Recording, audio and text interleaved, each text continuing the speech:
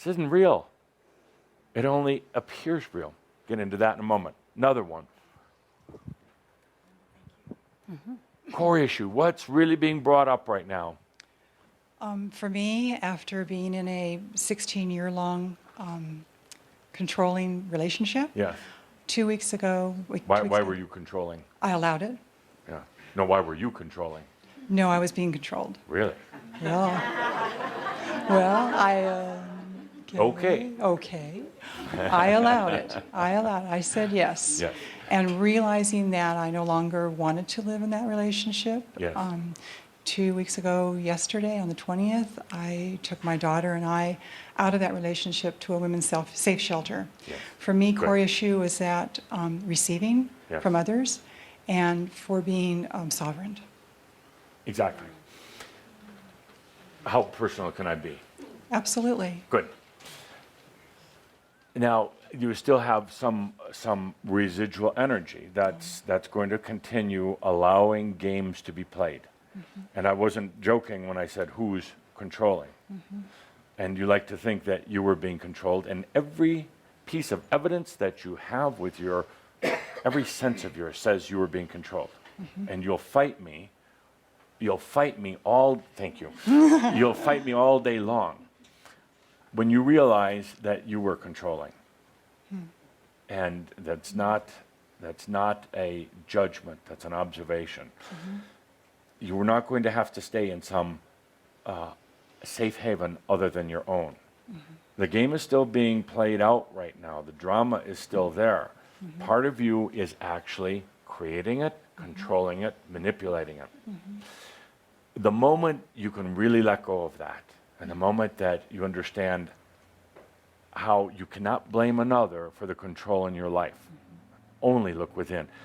You're not going to need to be in any safe haven, some outside place. You're going to get into your life. There won't be any fear for you, for your child, for anyone else. And what you sense to be a dangerous situation is going to evaporate. I believe that. Going to evaporate. You're not going to have to run anymore. You're not going to have to hide, because the control, the running and the hiding is only about you. You running from you. That's all it is. So we can take a deep breath here right now. Yeah. We can let that one go. I want to know me. Yeah. And as we come through our time together today, and you suddenly allow yourself to start waking up out of the dream, stop the chase, stop the control that's really taking place. You're going to have so much freedom, you're not going to know what to do with it. And you're going to come and give me a big hug. I've had glimpses. Yeah. Yeah. Yeah. Yeah. And you know what you have to do right now? Breathe. Breathe. Breathe. And Yeah. and just really make a choice. Do you really need to control things anymore? Do you need to control them anymore? No. But before you say no, contemplate for a moment what happens when you let go of all that control. Contemplate. Feel. What happens? What happens when you stop controlling? That will be new for me. That would be new. It will be new. And I heard the word chaos. Yes, it's going to feel chaotic and it's going to feel uncomfortable. Let me ask you for a moment here. What brought about this need to control and therefore attract controlling individuals into your life? Just feel into it for a moment.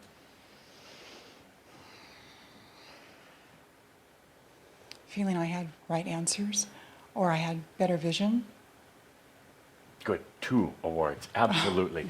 Absolutely. A type of feeling of righteousness. Righteousness. I would call it. And it doesn't matter when and where it came from, but it was an interesting type of righteousness where you knew what was best for you. And in spite of others trying to tell you or force you into doing it, you knew what was best for you. That you began to then control everything around you, and that control brings in other control from the outside. Then suddenly you become the victim of your own control. And suddenly it really forces you in a moment like this to stop and say, well, did I need to be so righteous with myself or with others, perhaps in this moment we can let that go and just accept. Beautiful, pure, simple acceptance. So, no control, no righteousness, no fear, just acceptance. Let's take a deep breath together, everyone. Whoa, yes. And energy comes and serves you. So next, and the more difficult one to talk about, is other people. Oh, do we have to go there? You can't walk out now, Carrie.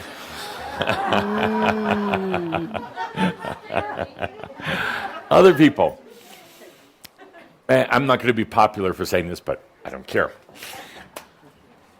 Perhaps the biggest barrier to your enlightenment is other people.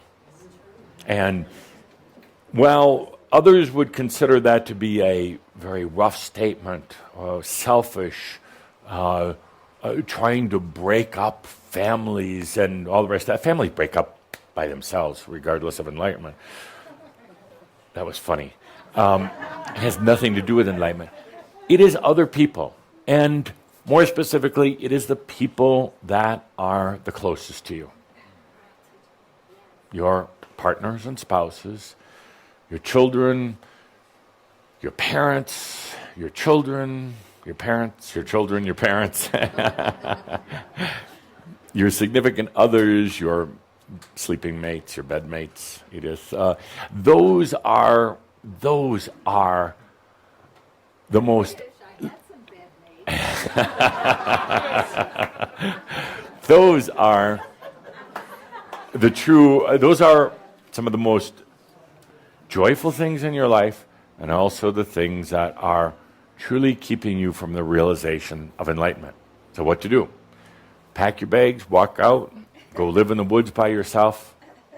Not necessarily. Not necessarily. But start realizing from this moment on that these people who are the closest to you, these people that are the very, very closest, are the ones who you cast your imbalances, you cast your fears, you cast your emptinesses, you cast your buttons onto them. You project your self, your imbalances, straight into them. And because they love you, they accept them. And by the way, you do it for them also. It's like they are your mirror, you are theirs. They have allowed you to throw your stuff onto them and have them play it back to you. They're some of your greatest teachers of all. But there comes a point where you should not cast yourself on others. So when I say it's other people, the loved ones, the ones closest to you, it's actually you doing it to them, you putting your stuff onto them so they can play it back. They push your buttons because you gave them your buttons to push. They cause you the most heartache because you gave them your heart to play back to you. It's not that they're bad people, actually, they're wonderful people, and they love you, and they've put up with a lot, just as you put up with a lot from them. But this whole practice of using other people to discover self needs to come to an end. Amen. Amen. There's a revival meeting. Oh, amen. Amen. Everybody does it to everyone else. And by the way, that's the reason so many relationships don't work or don't last for a long time, because at a certain point you can't stand seeing yourself through that other person anymore. You blame them, of course, but you just can't stand seeing yourself through them. Or at a certain point you realize that you don't need to do that with each other anymore. So the question comes up, is there hope for true, genuine, and pure relationships? It's up to you. It's up to you. But most relationships with any humans are this game of projection, casting yourself into them, like a fisherman, but casting yourself into them. So as we are in this discussion of expectations, I'm going to call this CASTPECTATIONs. Would you mind writing that? Because they are also your cast, like a cast of characters in a play or a television show. They're your cast, they're your characters. But there comes a time when it becomes a one-woman or a one-man show. You're on your own. It's your stage.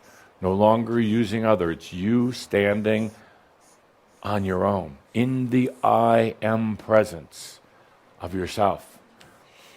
When you get to that point, when you can be truthful about it, and it's just the I am on the stage, not this cast of other humans that you've surrounded yourself with, then you realize something beautiful, that there is the cast of yourself and all the magnificent aspects that you've ever had, all the very integrated aspects, and you actually don't need the others. You don't need them in the way you've been using them in the past. So here's the dilemma. You're with somebody. You have children. You have a mate, even parents. And there's this whole game that's been being played. You discovering yourself through them. And it has to come to an end at a certain level of enlightenment or awareness. Now, there's going to be people that take this out of context, and they're going to say, Adamus is saying, leave your families, leave your babies, walk away from your parents, don't take care of them. I'm not saying that. I'm going to be very clear about this. I'm not saying that. I'm saying end the game. End how you use others to see yourself. End how you use others, whether it's guides or angels or other humans or any of them, for helping you to discover you. From this point on, it's you discovering you. Can't do it through that husband or wife or through your kids or anybody else. When you make that choice within you, that you're going to release that type of relationship, will it change? Will it change the physical relationship you have with them? Energetic? Karmic? Will they walk out? Who knows? Doesn't matter. I'll tell you this. You don't have to do anything. You don't have to go home and say, oh, Adamus pushed us today, now I have to make a decision. Should I leave my deadbeat husband? I'm not saying that at all.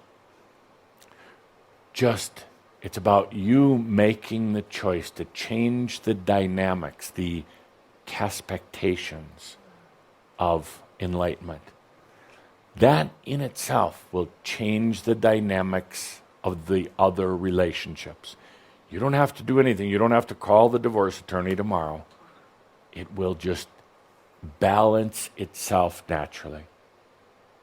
Now, that doesn't mean that there's not going to be some drama and turmoil, because humans are humans. And the minute somebody feels that their hooks are being taken out of you, your hooks are taken out of them, they get upset. They get upset. What's wrong with you? What are you doing at that cult meeting? What are they telling you? You know, all these other things. That's when you take a deep breath. There could be some energy dynamic changes taking place. On the other hand, it could be the most beautiful thing, the most beautiful gift that you've given this other person or yourself. It's a release. It's a release from some very old energy bondages. It's probably, I would say, of the top 10 issues, holdbacks, concerns about enlightenment. It's these other people. It's these other people. You don't want to do it because you're afraid that it may hurt them. You don't want to do it because there's been such a dynamic that you've had with each other for so many years. You may not think that you're ready to get off of that. But my dear friends, as I said in the beginning, it comes to a point in your realization of enlightenment when there's not a lot of guides around anymore. It comes to a point where there's not a lot of friends like you've had friends before. It comes to a point where there's not a lot of other humans, relationships like you've had relationships. Doesn't mean they're gone, just means that they change. I can't tell you if they're going to leave or not. I can't tell you what happens. But this is the point where you take a deep breath and you assume it's about enlightenment. And you assume you're doing it in the greatest love, first of yourself, and then of the others that you've shared love with. This is the point where you assume and you trust that it's the joyfulness of the I am. Let's take a deep breath with that.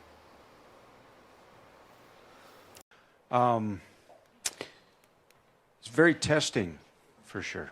What's being tested? I'm being tested. Facing fear. Good. That's an excellent way to put it. Who's testing you, and what are the fears?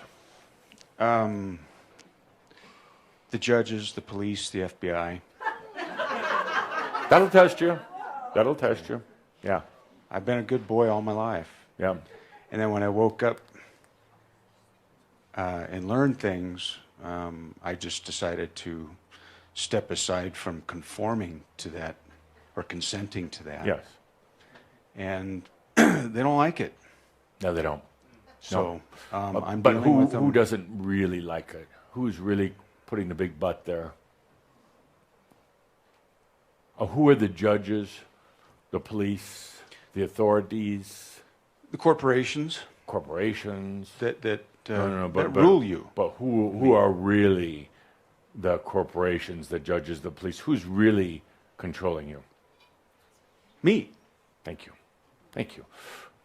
But it's being externalized. It's being manifested on the outside. Yeah. To what? Test you. To test me. Test you. To reflect something back to me. Absolutely. And in a way, it's an interesting test that you're administering on yourself.